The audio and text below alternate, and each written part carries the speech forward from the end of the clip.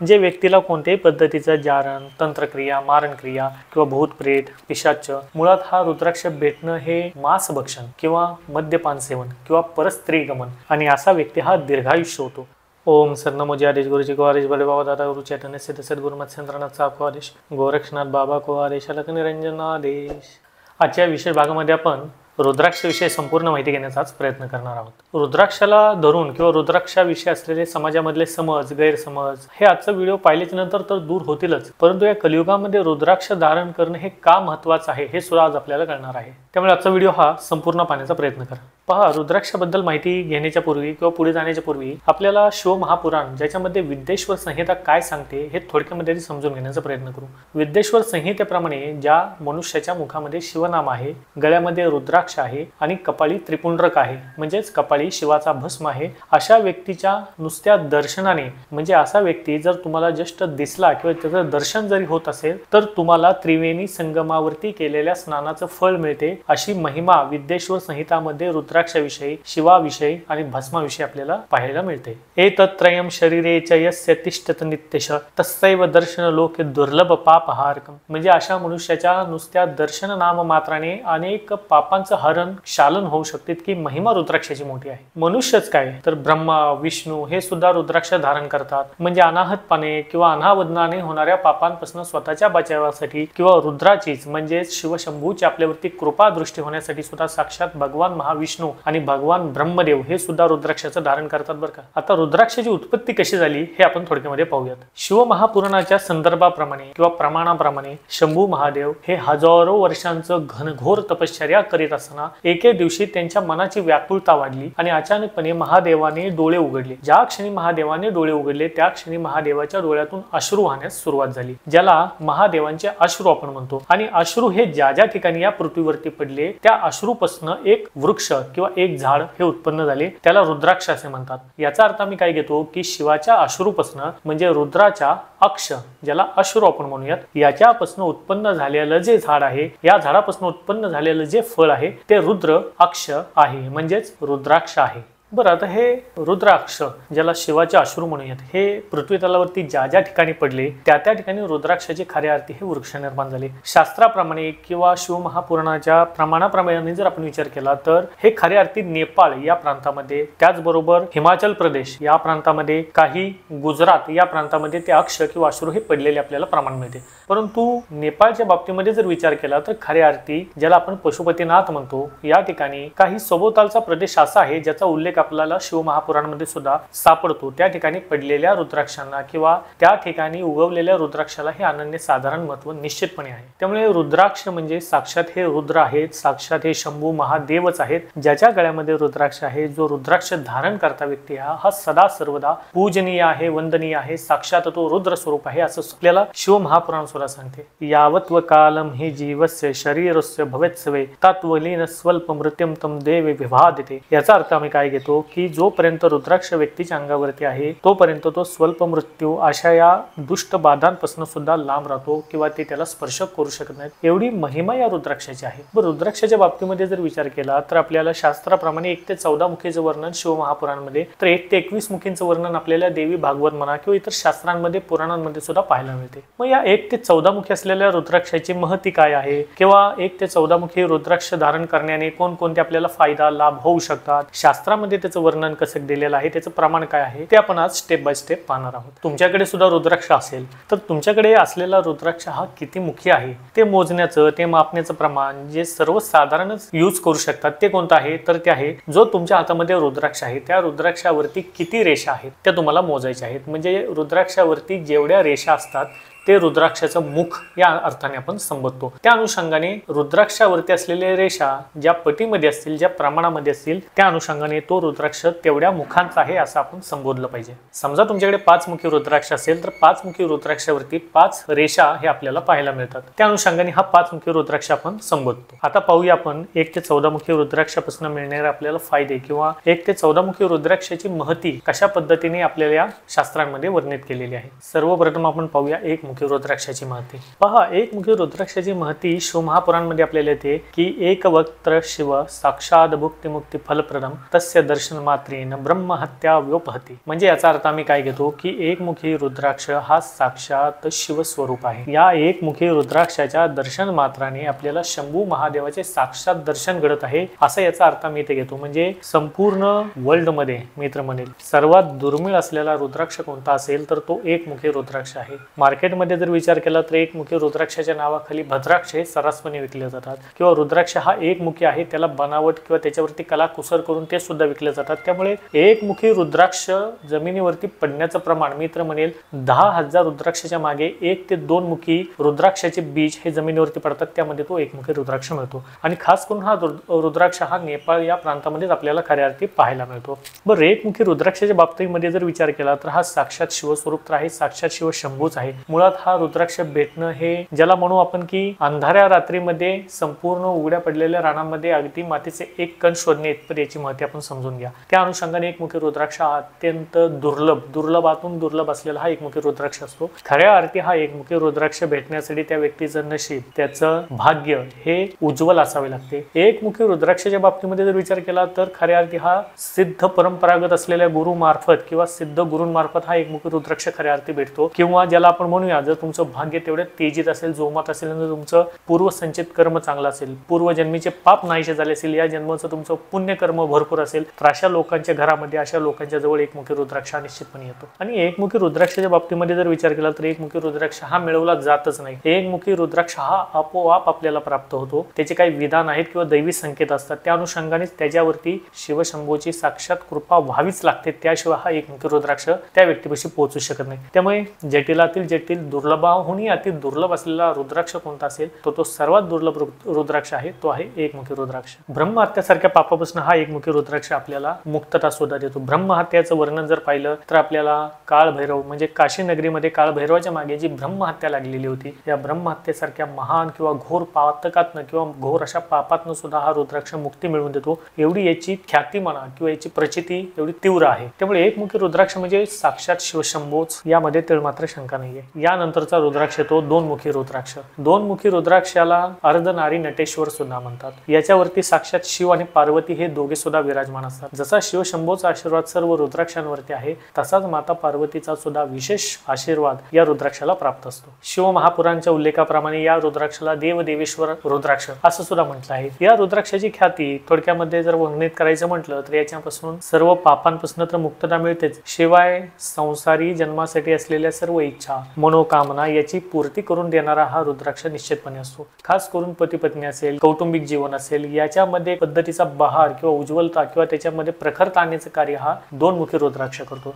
ज्याच्यामध्ये आपल्या परिवारासाठी लागणारे जे काही सर्व गोष्टी असेल, माधुरी असेल, संपत्ती असेल, धन असेल, संपदा असेल, शांती असेल, समाधान असेल, हे सर्व प्राप्ती करून देण्याचं कार्य हा दोनमुखी रुद्राक्ष करतो. त्यामुळे निश्चितपणे दोनमुखी रुद्राक्षाची महती सांसारिक जीवनासाठी ही खूप महत्वाची आहे. याच्यानंतर आपण पाहूया तीनमुखी रुद्राक्षाचा फायदा काय आहे. तीनमुखी रुद्राक्षाला अग्नि स्वरूप असं म्हटलं गेलेलं आहे. याशिवाय शिव महापुरांच्या उल्लेखाप्रमाणे तीनमुखी रुद्राक्ष हा विद्या प्राप्तीसाठी सुद्धा गळ्यामध्ये धारण केला जातो. विद्या प्राप्तीचा जिथे जिथे संबंध येतो तिथे तिथे माता सरस्वतीचा संबंध हा येतोच येतो. त्यामुळे तीनमुखी रुद्राक्ष याच्यावरती माता सरस्वतीची ही विशेष कृपा दृष्टी किंवा विशेष कृपा ही निश्चितपणे असते. त्यामुळे आपण पाहतो शालेय जीवनामध्ये किंवा लहान मुलं असाल किंवा त्यांना जर शिक्षणामध्ये अडथळे येत असतील किंवा वारंवार शाळा किंवा इतर घटना या गोष्टीमध्ये त्यांना किंवा त्यांच्या पालकांना सामोरे जावं लागत असेल तर अशा पालकांनी त्यांच्या गळ्यामध्ये इव्हन त्यांच्या मुलांच्या गळ्यामध्ये खास करून तीनमुखी रुद्राक्ष धारण करणे हे अत्यंत प्रभावशाली मानले गेलेलं आहे. तीनमुखी रुद्राक्ष धारण करणाऱ्या व्यक्तीवरती अग्निदेवता हे सदैव प्रसन्न राहतात. मुळामध्ये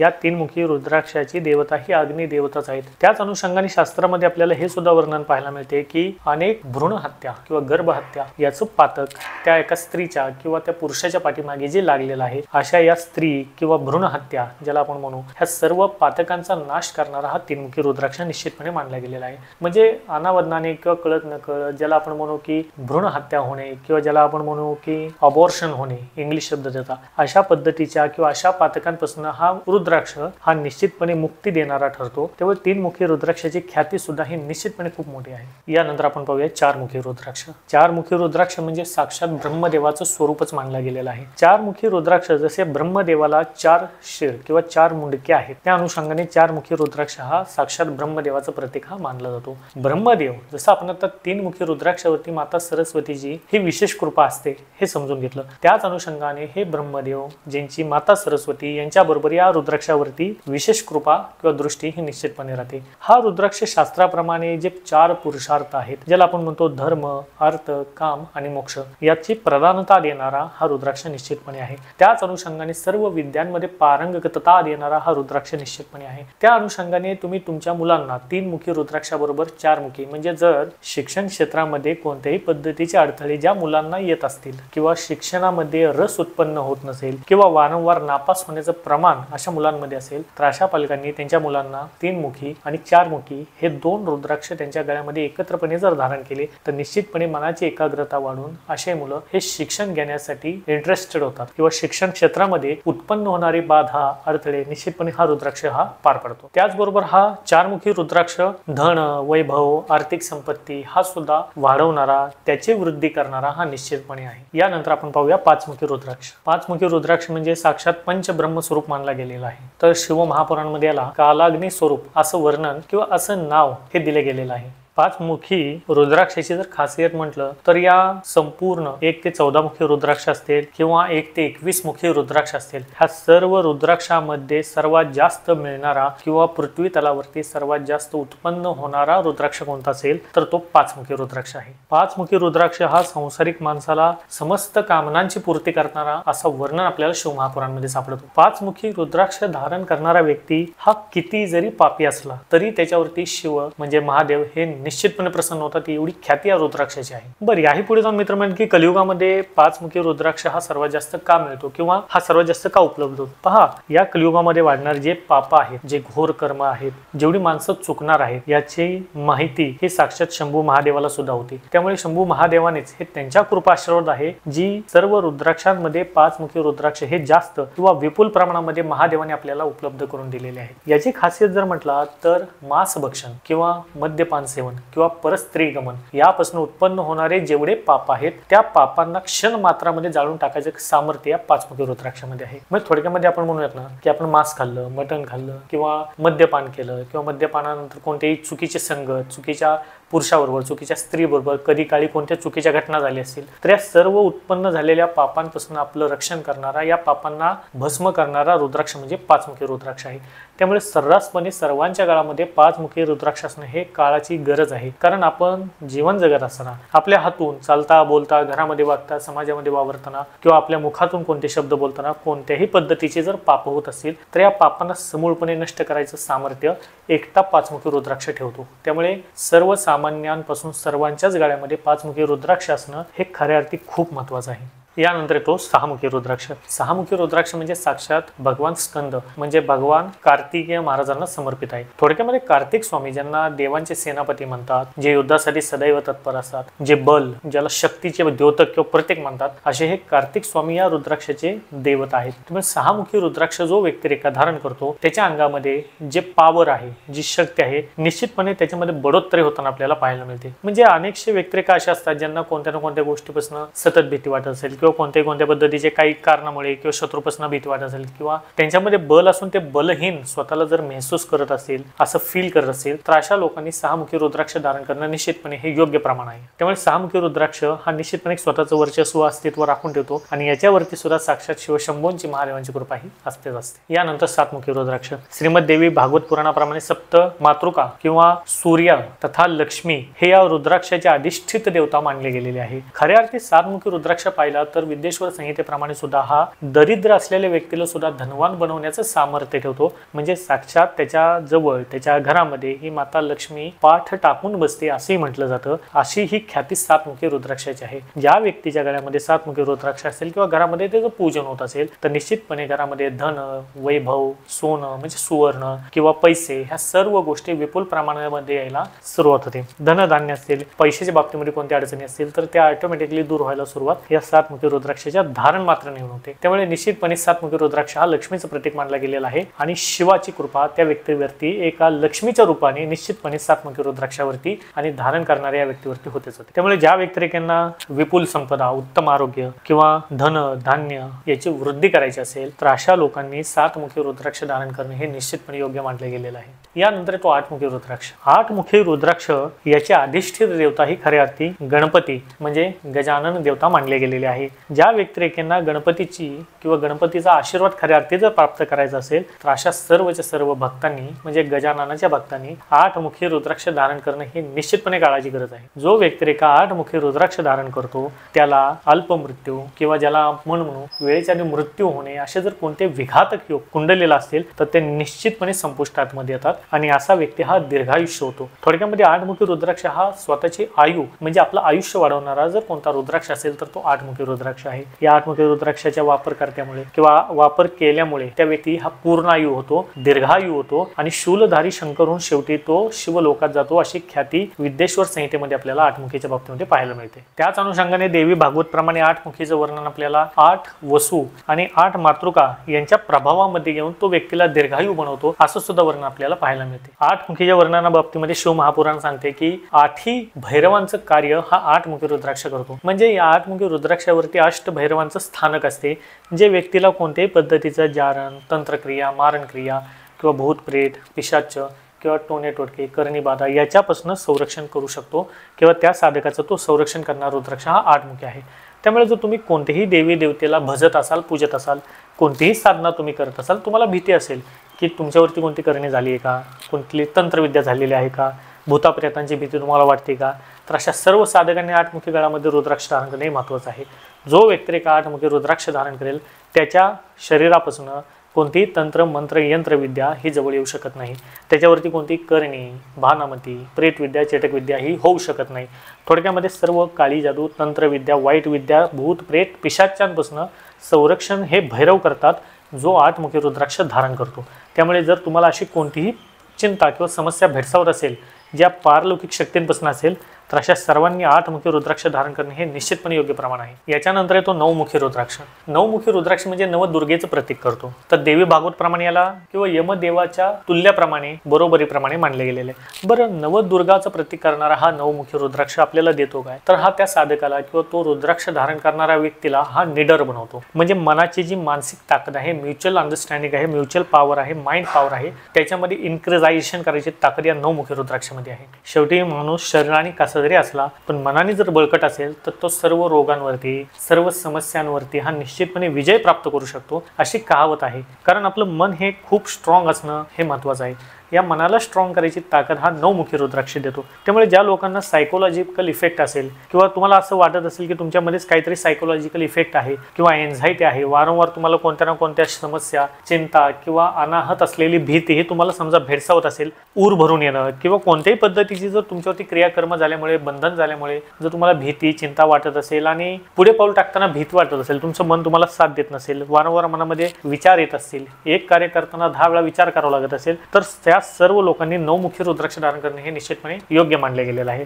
तुम्ही निडर करायचं किंवा तुम्हाला निडर करायचं काम हे रुद्राक्ष करतो. मरणाची भीती हा रुद्राक्ष मनामधून घालून टाकतो. त्यामुळे 9 मुखी रुद्राक्ष धारण करणं निश्चितपणे योग्य आहे त्या लोकांसाठी जे भीती, एन्झायटी किंवा सायकोलॉजिकल इफेक्टेड आहेत किंवा ज्यांची माइंड पॉवर ही वीक आहे किंवा ज्यांचा चंद्र हा पत्रिकेमध्ये कुमकुवत आहे किंवा तो बलवान नाहीये किंवा डिप्रेशन मध्ये जाणाऱ्या व्यक्तींसाठी सुद्धा हा वरदान स्वरूप आहे. किंवा ज्या लोकांना विसरण्याची सवय आहे अशा लोकांना सुद्धा हा वरदान स्वरूप आहे 9 मुखी रुद्राक्ष धारण करणे. त्यामुळे अशा सर्व लोकांनी अवश्यपणे 9 मुखी रुद्राक्ष धारण केला पाहिजे. यानंतर तो 10 मुखी रुद्राक्ष. 10 मुखी रुद्राक्ष हा साक्षात विष्णू रूप किंवा विष्णूचा प्रतीक हा मानला गेलेला आहे. 10 मुखी रुद्राक्षाची खासियत म्हटला तर सगळ्या कार्यांमध्ये यश. तुम्ही ज्या व्यवसायात असाल, ज्या नोकरीमध्ये असाल, ज्या पेशामध्ये तुम्ही असाल त्या सर्वच्या सर्व आर्थिक बाजूमध्ये यश खेचून आणण्याचं कार्य हा 10 मुखी रुद्राक्ष करतो. 10 मुखी रुद्राक्षाची खासियत म्हणजे 10 दिशा, 10 बंधनांना तोडून 10ही दिशातून तुम्हाला यश प्राप्त करून देण्याचं कार्य हा 10 मुखी रुद्राक्ष किंवा 10 मुखी रुद्राक्ष करतो. याला विष्णूच्या दशावताराचं द्योतक सुद्धा मानतात. त्यामुळे सर्वच इच्छा, आकांक्षा, मनोकामनांची पूर्ती करणारा हा 10 मुखी रुद्राक्ष निश्चित पद्धतीने मानला गेलेला आहे. याची आणखीन एक खासियत म्हणजे 10 मुखी रुद्राक्षामुळे किंवा त्या धारण केल्यामुळे जेवढे सर्प, जीव, जंतू, प्राणी किंवा ज्याला आपण म्हणू चार पायाचे प्राणी किंवा पृथ्वी तलावरचे समस्त विषारी प्राणी असतील किंवा साधे प्राणी असतील, ह्या प्राण्यांपासून उत्पन्न होणारं भय नाहीस होतं, प्राण्यांपासून उत्पन्न होणारे मृत्यूचे योग नाहीश होतात जो 10 मुखी रुद्राक्ष गळ्यामध्ये धारण करतो. कारण अनेकशे योग असे सुद्धा असतात बरं का. आपण पाहतो की साप चावून एखादा व्यक्तिरेखा मेला किंवा विंचू चावल्यामुळे कोणती ना कोणती घटना घडली, तर अशा सर्व घटनांपासून रक्षण करायची जबाबदारी हा 10 मुखी रुद्राक्ष घेतो.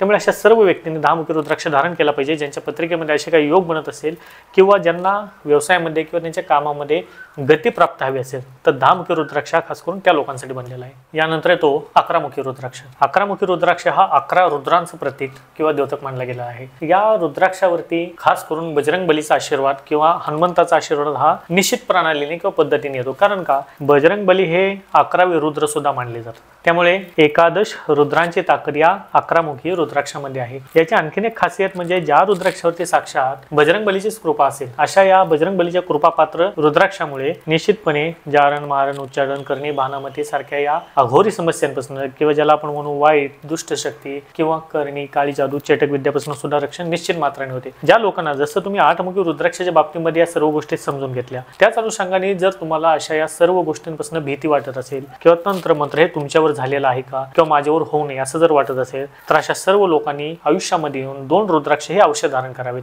ज्याच्यामध्ये 8 मुखी असेल आणि एक 11 मुखी असेल. हे जे कॉम्बिनेशन आहे या 2 रुद्राक्षांचं, हे त्या व्यक्तीला निश्चितपणे तंत्र मंत्र यंत्र करणी काळी जादू यासारख्या दुष्ट शक्तींपासून निश्चितपणे संरक्षण त्या साधकाचं त्या व्यक्तीचं करते, जो 8 मुखी आणि 11 मुखी रुद्राक्ष हे एकत्र घालतो. त्यामुळे एकादश रुद्र ज्याची कृपा या रुद्राक्षावरती आहे, असा 11 मुखी रुद्राक्ष हा निश्चितपणे शिवशंभू स्वरूप साक्षात त्याला रुद्रच आहे, हा रुद्र स्वरूप मानला गेला आहे शिव महापुराणमध्ये. त्यामुळे 11 मुखी रुद्राक्ष धारण करणारा व्यक्ती निश्चितपणे शिवसमांतर होतोच होतो आणि सर्व वाईट विद्येपासून त्याचं रक्षण करणारा हा रुद्राक्ष आहे. यानंतर येतो 12 मुखी रुद्राक्ष. 12 मुखी रुद्राक्ष म्हणजे 12 आदित्यांचं द्योतक मानला गेलेला आहे. मुळात या 12 मुखी रुद्राक्षाची देवता ही सूर्य देवता आहे. ज्याच्या कुंडलीमध्ये सूर्य देवता वीक आहेत किंवा नीच आहेत किंवा नीचारोही आहेत, अशा या सर्व लोकांनी हा रुद्राक्ष धारण करणं अत्यंत प्रभावी मानलं गेलेलं आहे. सूर्याचं कामच आहे त्या व्यक्तीला प्रखर करणे, तेज देणं, त्या व्यक्तीची संपूर्ण विश्वावरती ख्याती पसरवण्यासाठी सूर्य हा कुंडलीला पत्रिकेला चांगला असावा लागतो. त्यासाठी हा रुद्राक्ष खास करून 12 मुखी रुद्राक्ष हा संपूर्ण पृथ्वी तलावरती विश्वावरती ख्याती पसरवणारा रुद्राक्ष, त्या साधकाला एक पद्धतीचे नाव किंवा पावर किंवा ज्याला आपण म्हणू थीम देणारा रुद्राक्ष हा 12 मुखी रुद्राक्ष निश्चितपणे आहे. या 12 मुखी रुद्राक्षावर साक्षात महाविष्णू प्रसन्न असतात. त्याच अनुषंगाने 12 आदित्य प्रसन्न असतात. 12 आदित्यमधल्या प्रत्येक आदित्याचं कार्य हे वेगवेगळं आहे. असं हे 12 जणांचा समुच्चय एकत्र येऊन त्या साधकाच्या पाठीमागे उभा राहतो आणि त्याला जय यश कीर्ती ही पसरवण्यामध्ये मदत करतो. त्याच अनुषंगाने धन धान्य उत्तम आरोग्य उत्तम साधना करताना येणाऱ्या सर्व बाधा अडचणी हा रुद्राक्ष क्षण मात्राने घालवून टाकतो. म्हणजे त्या साधकाला सक्सेस करण्यामागे हा रुद्राक्ष निश्चितपणे आहे. त्यामुळे 12 मुखी रुद्राक्ष धारण करणे म्हणजे साक्षात 12 आदित्यांना प्रसन्न करून साक्षात सूर्य भगवानाचं प्रखर तेज आणि वलय प्राप्त करून देणारा हा रुद्राक्ष निश्चितपणे आहे. या अनुषंगाने आपण 1 ते 12 मुखी या रुद्राक्षाची माहिती आता समजून घेतलेली आहे. 13 मुखी ते 21 मुखी या रुद्राक्षाची माहिती मी वेगळ्या एपिसोडमध्ये किंवा येणाऱ्या काही भागांमध्ये निश्चितपणे देण्याचा प्रयत्न करेल. परंतु सांगण्याचं तात्पर्य की रुद्राक्ष कोणी घालावे. पहा, रुद्राक्ष कोणी सुद्धा घालू शकतात. स्त्री असेल पुरुष असेल हे रुद्राक्ष धारण करू शकतात. रुद्राक्ष हा स्त्रियांनी धारण करू नये हा समाजामध्ये पसरवलेला सर्वात मोठा झूट आहे, सर्वात मोठी असत्य आहे, जे सांगतात की स्त्रियांनी रुद्राक्ष हे धारण करू नये. अवश्य प्रत्येक स्त्री हे रुद्राक्ष धारण करू शकते. प्रत्येक पुरुष हा रुद्राक्ष धारण करूच शकतो. रुद्राक्ष धारण कधी केले पाहिजे. रुद्राक्ष धारण करण्याचा विधी म्हटला तर पहा, शुक्ल पक्षातल्या कोणत्याही सोमवारी तुम्ही रुद्राक्ष धारण करू शकतात किंवा महिन्यामध्ये जे प्रदोष येतात प्रदोष काळामध्ये तुम्ही रुद्राक्ष धारण करू शकतात. महिन्यामध्ये जे शिवरात्री येते त्या शिवरात्रीला तुम्ही रुद्राक्ष धारण करू शकतात. रुद्राक्ष धारण करण्यासाठी खास करून सोमवार असावा. सोमवार नसेल तर प्रदोषाचा दिन असावा. प्रदोष नसेल तर महाशिवरात्री किंवा शिवरात्रीच्या दिवशी तुम्ही रुद्राक्ष धारण करू शकता. या व्यतिरिक्त महिन्यामध्ये येणारे जे महत्त्वाचे काही उत्सव असतील, सण असतील, शुभ तिथी असेल, याच्यामध्ये सुद्धा तुम्ही रुद्राक्ष हा धारण करू शकता. शिवाय पहा, खास करून शास्त्रामध्ये वर्णन आहे की रुद्राक्ष हा गुरु मार्फत दिला जावा किंवा शिव महापुराण सुद्धा आपल्याला सांगते की जो गुरु मार्फत रुद्राक्ष घेतो, आध्यात्मिक असेल, तुमचं स्वतःचे गुरु असेल, अशा या थोर संत सज्जनांकडनं गुरूंकडनं जो व्यक्तिरेखा रुद्राक्ष घेतो आणि त्यांच्या दिलेल्या रुद्राक्षाला तो धारण करतो, त्याची शक्ती अनेक पटीने वाढते. रुद्राक्ष स्वयंसिद्ध आहे बरं का, समजून घ्या. परंतु आपण म्हणूयात ना, शास्त्र हे प्रमाण आहे. गुरूंकडनं घेतलेल्या रुद्राक्षाला अनन्यसाधारण महत्त्व प्राप्त होते, त्याची ताकद तीव्रता आणखीन वाढते. ज्या लोकांनी रुद्राक्ष धारण केला आहे त्यांनी महिन्यातून एक वेळेस होईना प्रदोष समयी त्या रुद्राक्षावरती दुग्ध अभिषेक करणं आणि त्याला मोहरीचं तेल हे त्या रुद्राक्षाला थोडंसं लावणं हे खूप महत्त्वाचं आहे. मोहरीचं तेल त्या रुद्राक्षाला लावल्यामुळे निश्चितपणे त्या रुद्राक्षाचं बल वाढते असं शास्त्र सुद्धा सांगते. त्यामुळे रुद्राक्ष धारण करणं हे आपल्याला कलियुगाची खऱ्या अर्थी गरज आहे. कारण आता सभोवताली आपले एवढे पाप वाढत आहेत, आपल्या हातून एवढे पाप होत आहेत. ह्या सर्वांपासून स्वतःचं रक्षण करण्यासाठी कोणी आपण रुद्राक्ष धारण हा अवश्यपणे केला पाहिजे. इतर जर कोणते तुमच्या मनामध्ये डाऊट असेल की रुद्राक्ष घातल्यानंतर आम्ही मांस मटण खाऊ शकेल का, किंवा इतर काही चुकीच्या घटना गोष्टी आहेत का ते करू शकेल का, पहा याला मी समर्थन कधी देत नाही आहे. मुळामध्ये शास्त्र असे सांगते की लसूण, कांदा, मांस मटण हे वर्ज्य आहे. परंतु देवी महाभागवतमध्ये असं सांगण्यात आलेलं आहे की रुद्राक्ष घालणाऱ्या व्यक्तीने समजा जर मांस किंवा मद्यपान किंवा इतर गोष्टी जरी तो काही करत असेल तर त्याच्यापासून सुद्धा त्याला क्षमा भेटते. आणि याच्याही पुढे जाऊन मित्र म्हणेल की पुरातन काळामध्ये जे राक्षस होऊन गेले ते राक्षस सुद्धा रुद्राक्ष घालत होते, मग राक्षस काही पाप करत नव्हते का? त्यामुळे कुठेतरी आपण म्हणूया ना शास्त्रामध्ये सुद्धा बऱ्याचशा अर्थी ही ढवळाढवळ होत गेलेली आहे. खऱ्या अर्थी जे शास्त्र आहे, जी खऱ्या अर्थी महिमा आहे ही लोकांपर्यंत व्यवस्थितरित्या पोहोचली गेली नाही. त्यामुळे रुद्राक्ष हे अवश्य सर्वांनी धारण करा. त्याच्यामध्ये कोणतेही नियम लागू होत नाहीत. तुमचं पापांपासून रक्षण व्हावं, त्या जीवात्म्याचं पापापासून रक्षण व्हावं म्हणून साक्षात शिवशंभूनेच रुद्राक्षाची निर्मिती आपल्याला करून दिलेली आहे. त्यामुळे मनामध्ये कोणताही किंतु परंतु संकोच न बाळगता तुम्ही रुद्राक्ष अवश्यपणे धारण करू शकता. पर्टिक्युलर गुरुकडनं एखादा रुद्राक्ष घेणं त्याच्यामध्ये ताकद निश्चितपणे आपल्याला वाढलेलीच दिसेल. प्रत्येक रुद्राक्ष धारण करताना प्रत्येक रुद्राक्षाचा हा मंत्र वेगळा आहे. शिवमहापुराणमध्ये त्याचा उल्लेख पण मिळतो की 1 ते 14 मुखी रुद्राक्ष धारण करताना त्याचा मंत्र आपल्याला म्हणावा लागतो. तो मंत्र कोणता आहे तो सुद्धा मी येणाऱ्या भागामध्ये तुम्हाला सांगेल की 1 ते 14 मुखी रुद्राक्षाचे मंत्र हे कोणकोणते असतात किंवा त्याचे बीज हे कोणत्या रूपाने येतात त्या अनुषंगाने ते घालण्याचा प्रयत्न करा. परंतु सांगण्याचं तात्पर्य आजच्या या भागातनं की तुम्ही स्त्री असाल, पुरुष असाल, घरामध्ये कोणत्याही पोझिशनवरती तुम्ही असाल, अवश्य तुम्ही तुमच्या गळामध्ये जो मिळेल तो रुद्राक्ष धारण करायचा प्रयत्न करा. काहीच नाही मिळालं तर 5 मुखी रुद्राक्ष तुम्ही कुठे जरी गेलात इझिली मिळणारा रुद्राक्ष कोणता असेल तर तो 5 मुखी रुद्राक्ष आहे. त्यामुळे 5 मुखी रुद्राक्ष घालण्याचा प्रयत्न अवश्य करा.